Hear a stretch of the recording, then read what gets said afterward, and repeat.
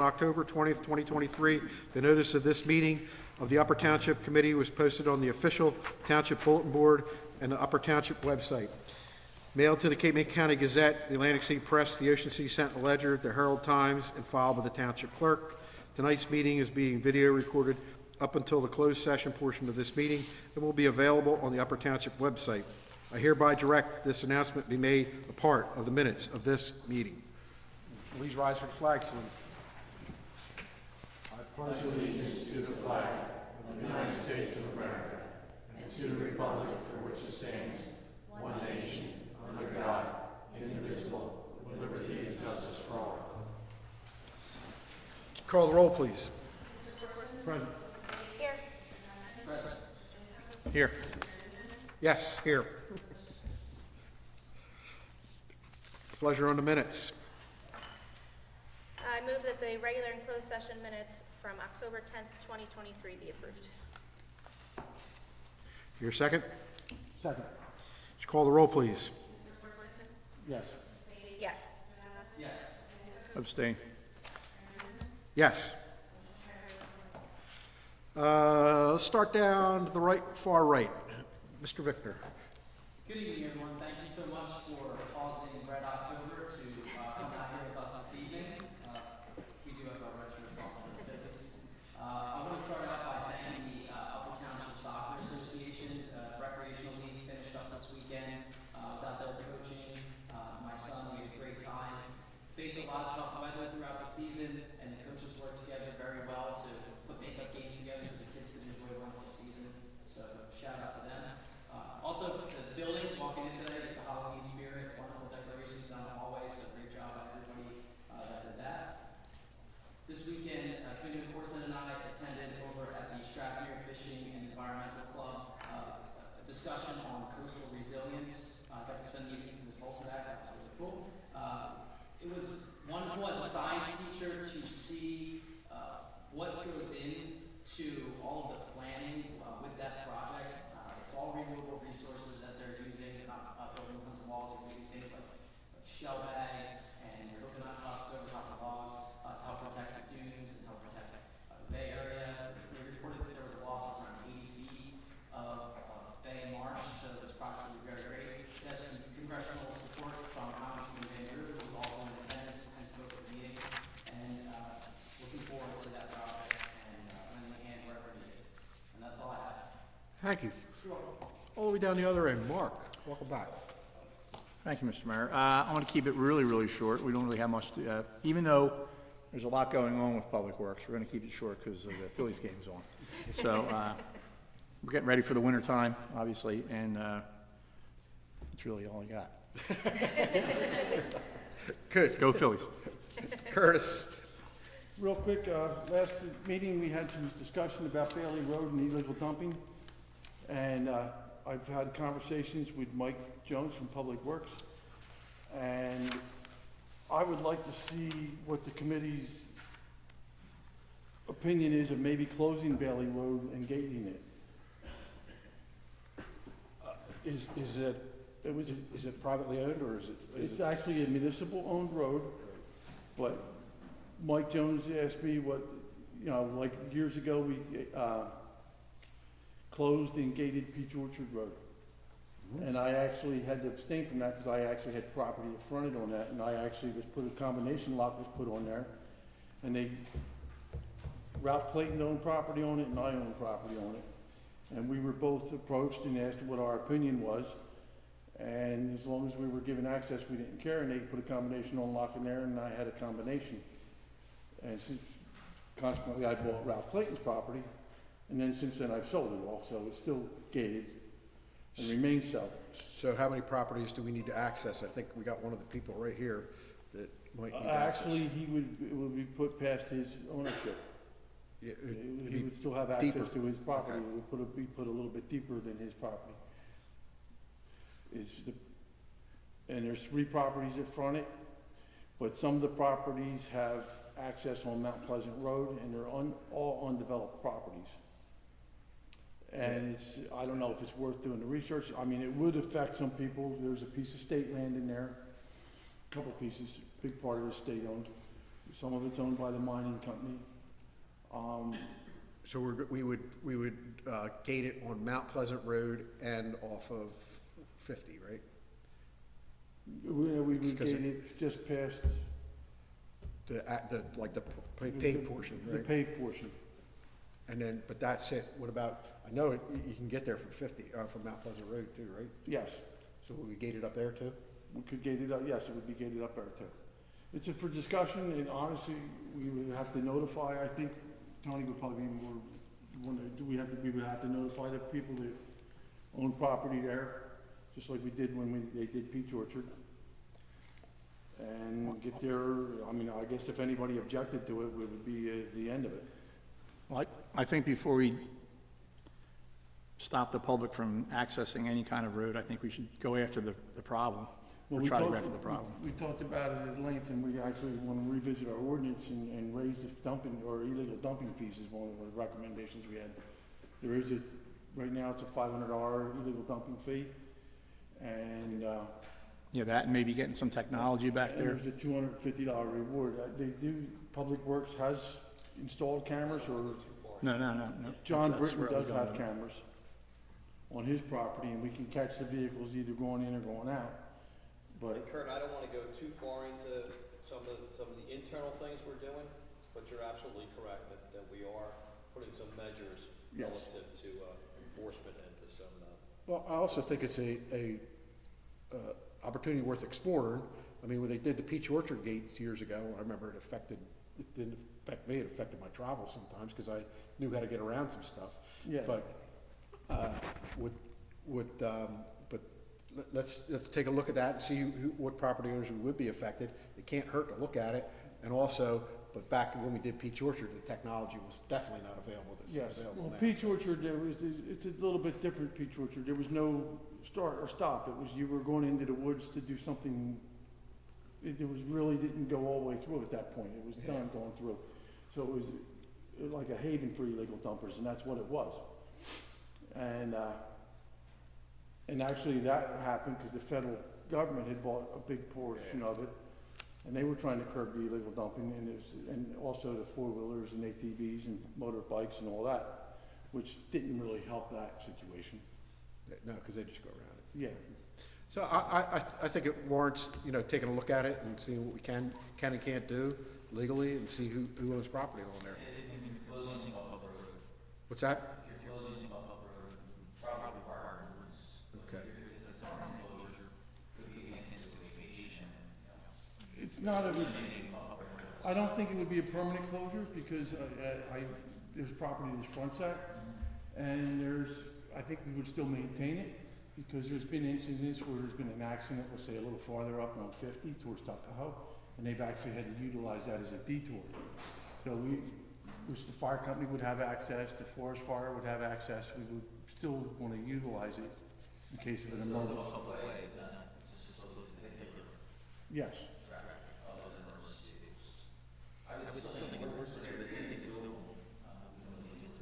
Let's take the steps, see who's gonna be affected by it, see what their opinion is.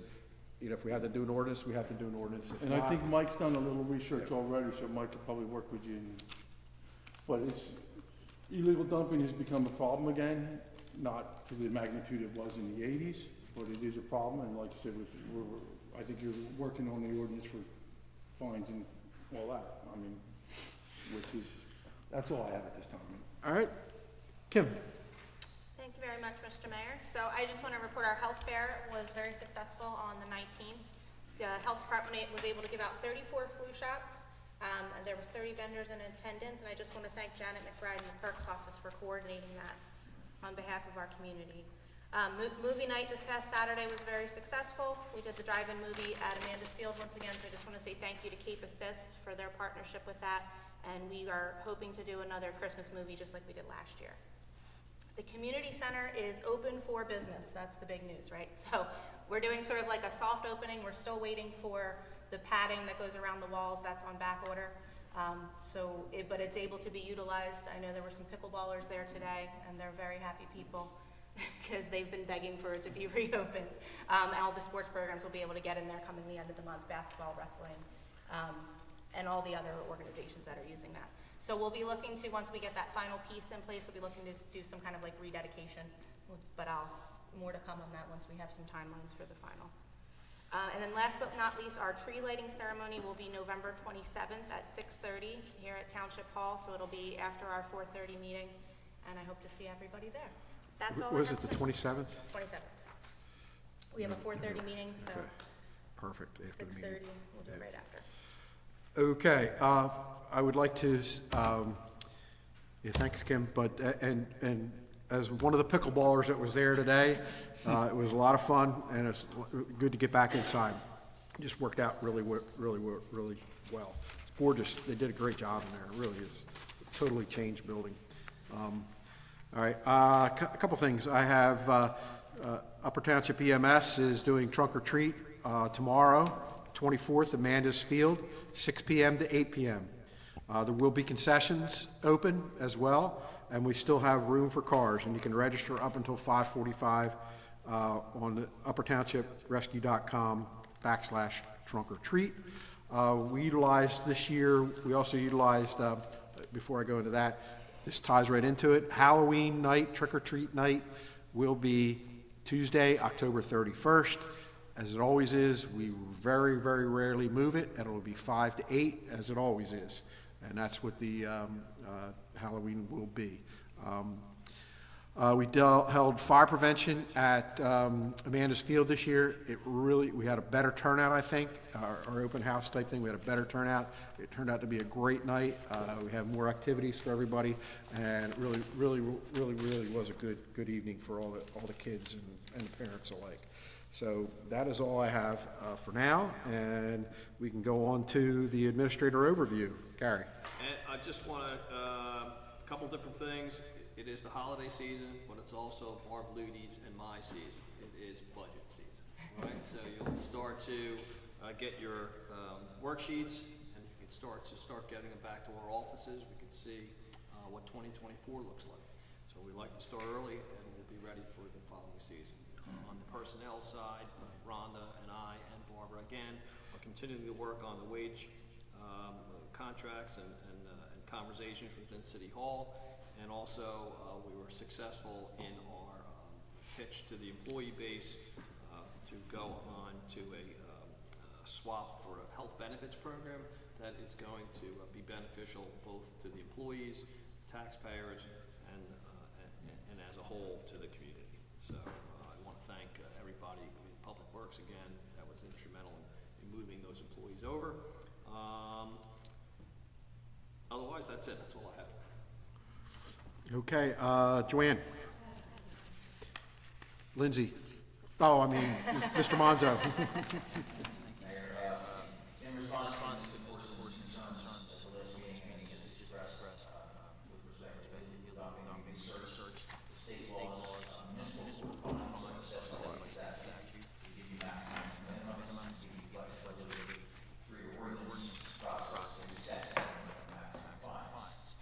There's a special provision in the law that deals with illegal disposal of solid waste that allows you to go $2,500 minimum fine and $10,000 as the maximum fine, which greatly exceeds what our current penalty section is for dumping. So the ordinance that's on the agenda tonight for introduction will bring the fines up to the maximum that are permitted by state law. That's in addition to the other issue whether the prosecutor will pursue state law violations, which would include a loss of driving privileges for somebody convicted of illegal dumping. So that's something we're working on with the ordinance, because the fines up to that maximum $10,000.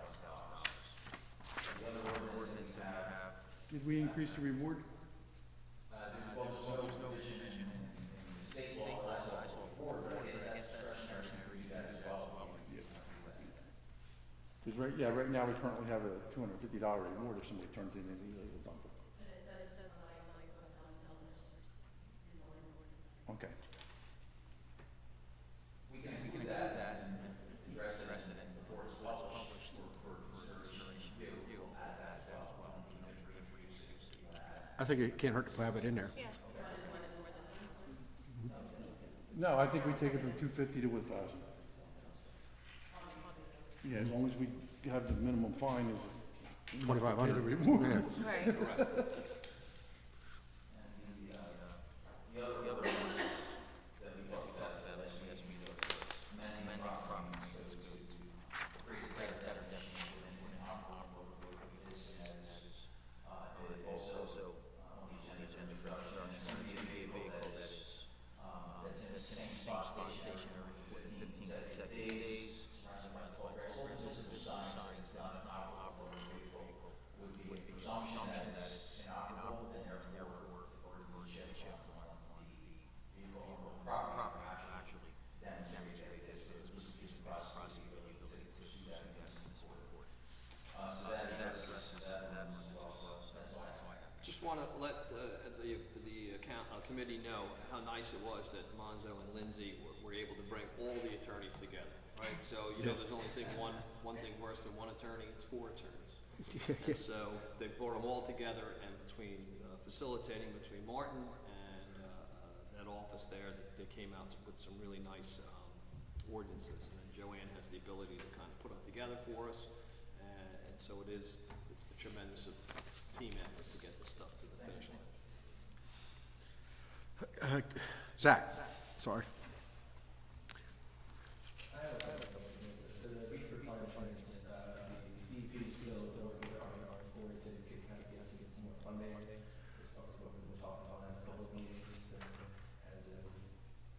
We might see some people out there doing a little bit of work sooner, like right now, but as far as actual construction, right now, they're estimated to this week, early December. But really wanting to get the full firm date because of the negotiations that they're having on for the Kennedy project, Church Road.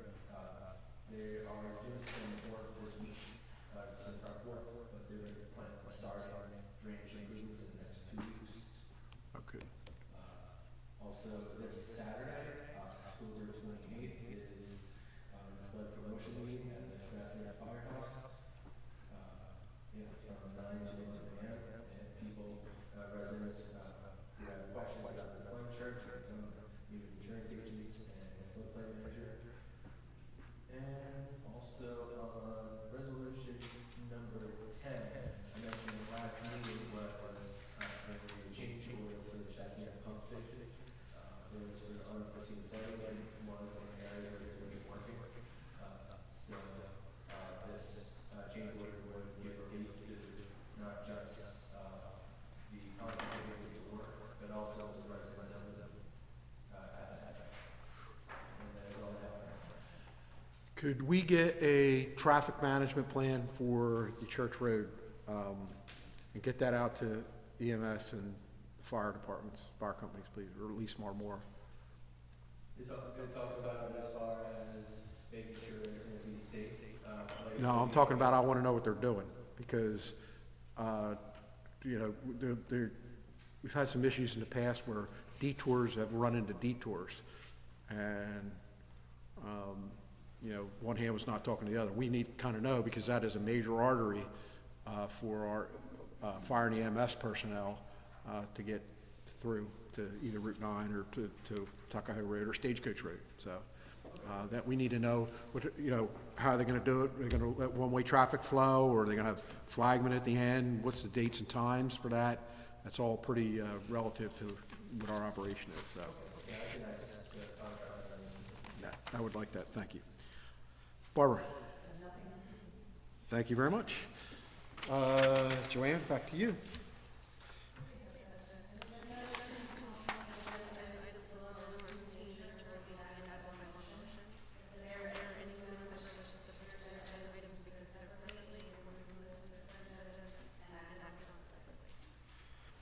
Okay, your pleasure with the consent agenda? Motion, we approve the consent agenda, items number 1 through 10.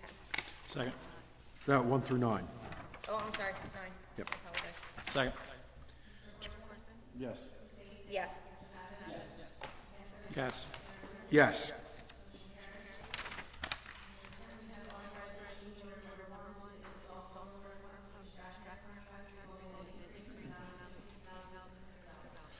I think Zach just briefed us on that particular resolution, and This is something that I think is probably needed. If we spent a lot of money, got a lot of money on grants for a stormwater project, and we found, is in many cases, this could be a problem and we need the money. We need to spend a little bit of money to make it correct, based on our engineer's recommendation. I will move the resolution. Second. Would you call the roll? Yes. Yes. Yes. Yes.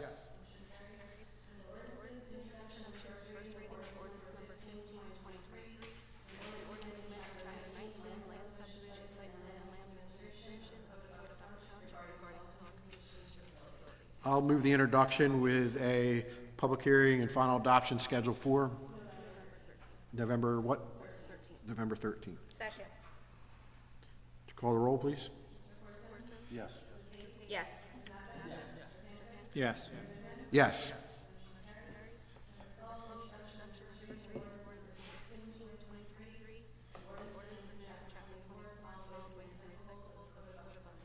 Move we introduce for the public hearing to be on November 13th. Second. Would you call the roll? Yes. Yes. Yes. Yes.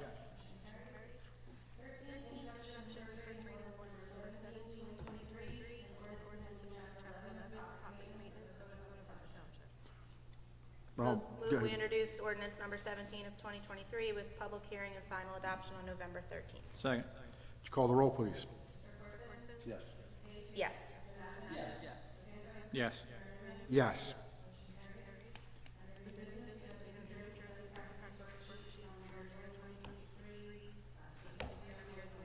Barbara? Yes, as you know, we have to do this annually to satisfy the state. State aid depends on it. This year, there was a possible score of 42, we scored 40. In order to have no interruption in state aid, we need to score at least 29. So we are well within our parameters there, and our state aid will not be interrupted. Very good. Congratulations. Yeah. Do we need to take any action on that? We need probably a motion. Joanne and Gary and I will all have to certify online to the state that it's been discussed, and we'll have to certify certain things to it, so probably a motion. I'd like to make that in the form of a motion that we authorize Gary and Barbara to, and Joanne to certify this and pass it up to the state. Second. Would you call the roll, please? Yes. Yes. Yes. Yes. Okay, your pleasure on the bills. Hereby move that all claims submitted for payment at this meeting be approved and then incorporated in full in the minutes of this meeting. Second. Would you call the roll? Yes. Yes. Yes. Yes. Okay, at this time, we'll open the meeting up to the public. Is there anybody from the public that would like to make some comment, please?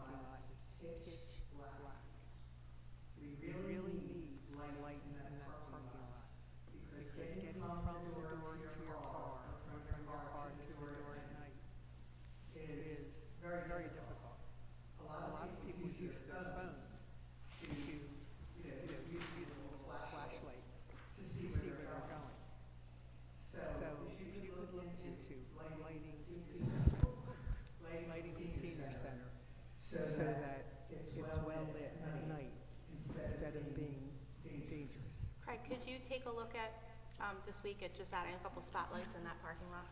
See if that's possible. I'm sorry, I was just asking our public works superintendent if he could take a look at the possibility of adding a couple spotlights there. That's okay, yeah, no, that we can at least look at it and see if it's possible.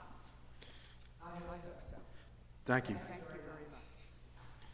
Anybody else from the public?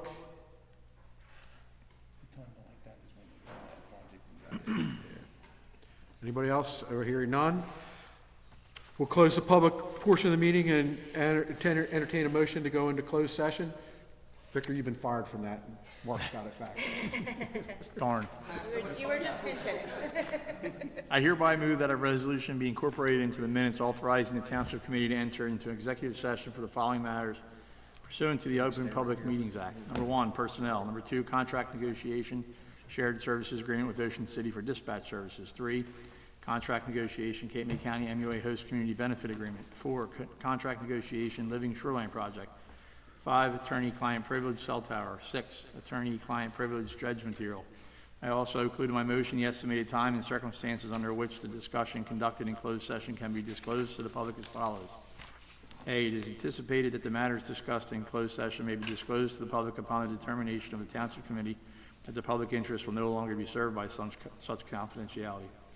B, with respect to employment and personnel matters, such discussion will be made public if and when formal action is taken or when the individuals involved consent that it can be made public. C, with respect to contract negotiation, such matters will be made public when negotiations have ceased and there is no longer a reason for confidentiality. Second. Would you call the roll, please? Yes. Yes. Yes. Thank you very much, and I would request in the interest of time that everybody depart. The mayor would like to make it home for the Phillies game. I think If you Committeeman couldn't Knapp tell. and